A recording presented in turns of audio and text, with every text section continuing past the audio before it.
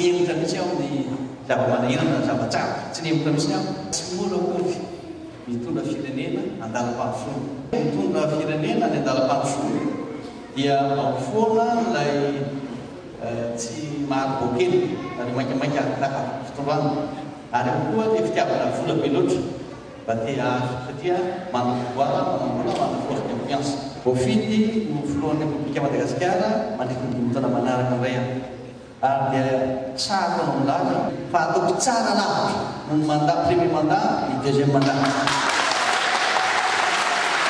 Octobre 2005 nanaovana ilay Madagascar action plan na plan d'action pour Madagascar satria tsisy fotoana afitsika ho arina mihitsy teny moniavana latakande izy bakeo izy bakeo le page 3. Madagascar s'est engagé sur le chemin de la transformation. Depuis 2002, nous avons mis en place les fondations qui permettront à notre pays de se développer rapidement. Au mois de novembre 2004, nous avons créé la vision Madagascar naturellement et nous avons élaboré et mis en œuvre de nombreux programmes pour soutenir notre processus de développement. Mais pour accélérer et mieux coordonner le processus de développement et pour nous permettre de faire un saut qualitatif dans ce processus, nous avons créé le plan d'action pour Madagascar, le MAP. Le MAP est un plan audacieux de 5 ans qui définit la direction et les priorités pour la nation pour une durée de 5 ans de 2007 à 2012.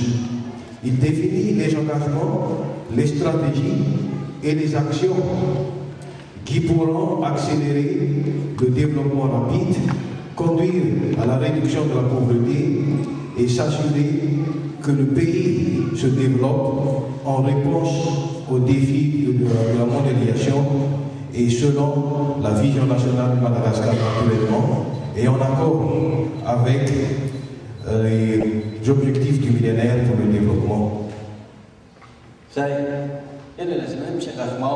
Bonne gouvernance. Et bonne gouvernance, on a momba ny infrastructure tsy maintsy tohizana ny lalana. Fahatelo, transformation de l'éducation. Fahaefatra, miezaka isika mba hatsara ny fahasalaman'ny olona dia momba ny santé. Fahadimy, momba ny secteur privé. Fahaenina, momba ny environnement. Fahafito, momba ny solidarité.